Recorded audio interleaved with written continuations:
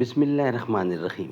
ناظرین، وی log number ہے 352 اور پہلی قسط ہے اس کی، اور پیج ہے 361۔ مسلمانوں میں انتشار، یہ سب ہیڈنگ ہے۔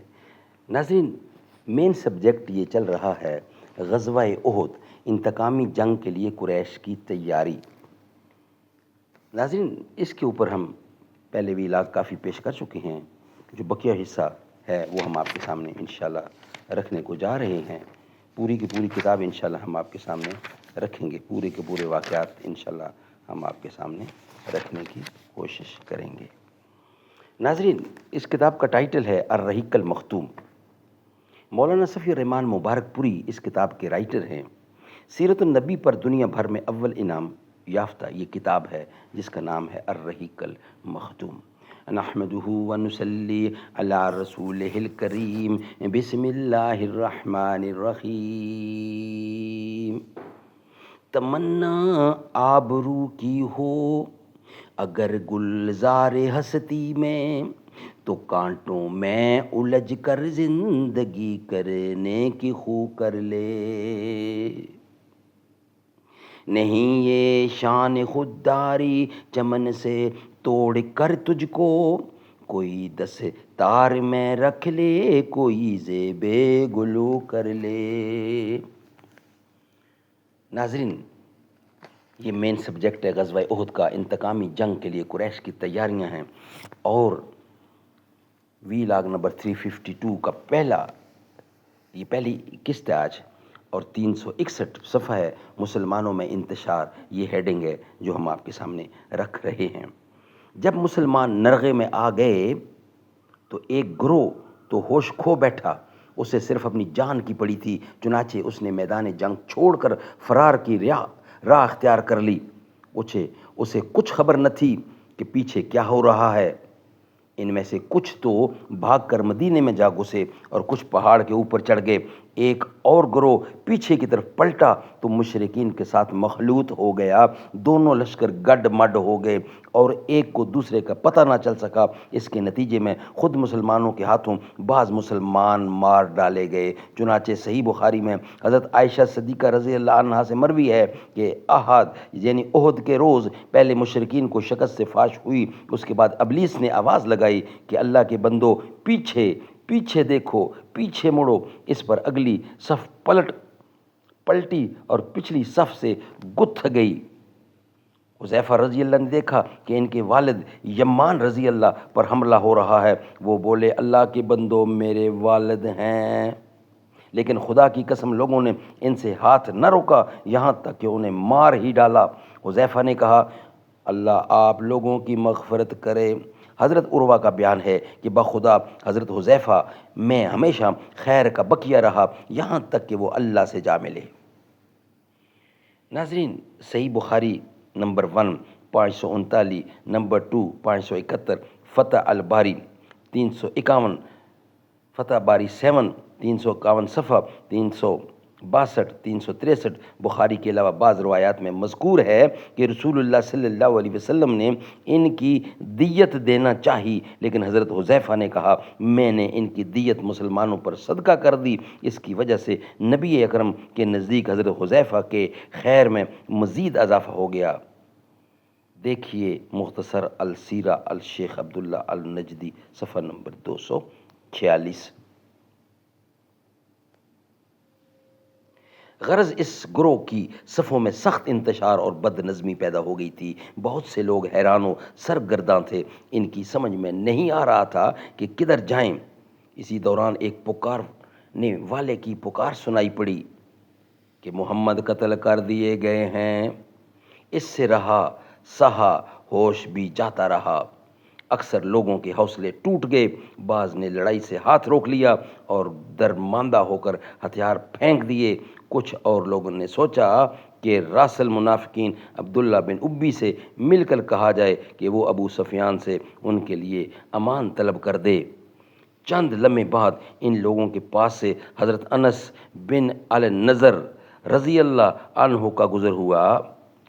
دیکھا کہ ہاتھ پر ہاتھ دھرے پڑے ہیں، پوچھا، کاہے کا انتظار ہے؟ جواب دیا کہ رسول اللہ قتل کر دیے گئے۔ حضرت انس بن نضر نے کہا تو اب آپ کے بعد تم لوگ زندہ رہ کر کیا کرو گے؟ حضور کے بعد زندگی بیکار۔ اٹھو اور جس چیز پر رسول اللہ نے جان دی اس پر تم بھی جان دے دو۔ اس کے بعد کہا اے اللہ، ان لوگوں نے یعنی مسلمانوں نے جو کچھ کیا ہے اس پر میں تیرے حضور معذرت کرتا ہوں، اور ان لوگوں نے یعنی مشرکین نے جو کچھ کیا ہے اس سے برات اختیار کرتا ہوں۔ اور یہ کہہ کر آگے بڑھ گئے۔ آگے حضرت سعد بن معاذ سے ملاقات ہوئی، انہوں نے دریافت کیا ابو عمر کہاں جا رہے ہو؟ حضرت انس نے جواب دیا، حضرت انس رضی اللہ نے جواب دیا، آہا جنت کی خوشبو کا کیا کہنا، اے سعد میں اسے احد کے پرے محسوس کر رہا ہوں۔ اس کے بعد اور آگے بڑھے اور مشرکین سے لڑتے ہوئے شہید ہو گئے۔ خاتمہ جنگ کے بعد انہوں نے پہچانا نہ جا سکا، خاتمہ جنگ کے بعد انہیں پہچانا نہ جا سکا، حتیٰ کہ ان کی بہن نے انہیں محض انگلیوں کے پوروں سے پہچانا۔ ان کے نیزے، تلوار اور تیر کے 80 سے زیادہ زخم آئے تھے ان کو، یعنی تیر تلوار کے 80 سے زیادہ زخم آئے تھے۔ اسی طرح ثابت بن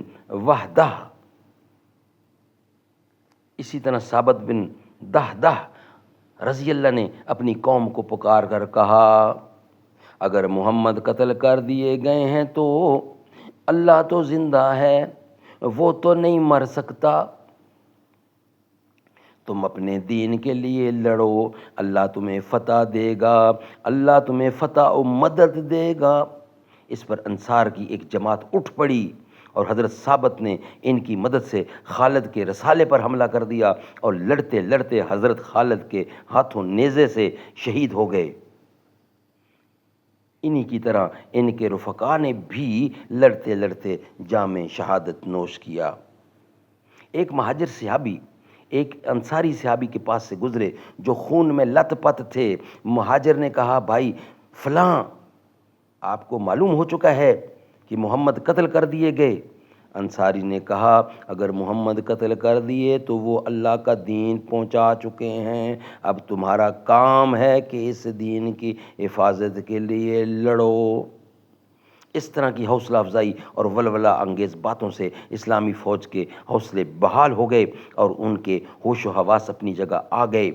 چنانچہ اب انہوں نے ہتھیار ڈالنے یا ابن ابی سے مل کر طلب امان کی بات سوچنے کی بجائے ہتھیار اٹھا لیے اور مشرکین کے تند سیلاب سے ٹکرا کر ان کا گھیرا توڑنے اور مرکز قیادت تک راستہ بنانے کی کوشش میں مصروف ہو گئے۔ اسی دوران یہ بھی معلوم ہو گیا کہ رسول اللہ کے قتل کی خبر محض جھوٹ اور گھڑنت ہے۔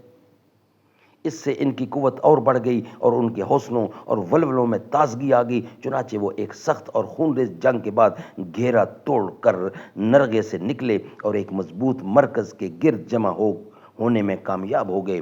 اسلامی لشکر کا ایک تیسرا گروہ وہ تھا جسے رسول اللہ کی فکر تھی۔ یہ گروہ گہروں کی کارروائی کا علم ہوتے ہی رسول اللہ کی طرف پلٹا۔ ان میں سر فہرست ابو بکر صدیق، عمر بن خطاب اور علی بن ابی طالب وغیرہ رضی اللہ عنہم تھے۔ یہ لوگ مقاتلین کی صف اول میں بھی سب سے آگے تھے، لیکن جب نبی اکرم کی ذات گرامی کے لیے خطرہ پیدا ہوا تو آپ کی حفاظت اور دفاع کرنے والوں میں بھی سب سے آگے تھے اور آگے آ گئے۔ ناظرین، نیکسٹ ہیڈنگ ہے اسی کا رسول اللہ صلی اللہ علیہ وسلم کے گرد خون ریز معرکہ۔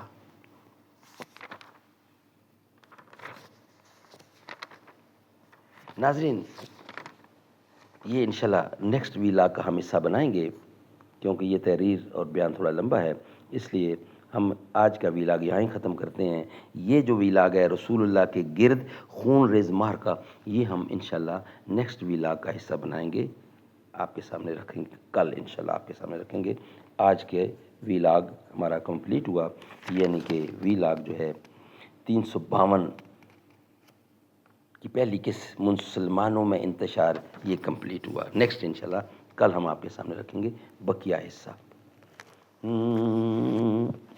وہ کیسا سما ہوگا، وہ کیسی گھڑی ہوگی، وہ کیسا سما ہوگا، وہ کیسی گھڑی ہوگی، جب پہلی نظر ان کے روضے پہ پڑی ہوگی. یہ کوچہ جانا ہے آہستہ قدم رکھنا، ہر جا پہ ملائکہ کی بارات کھڑی ہوگی. وہ کیسا سما ہوگا، کیا سامنے جا کے ہم حال اپنا سنائیں گے، کیا سامنے جا کے ہم حال اپنا سنائیں گے.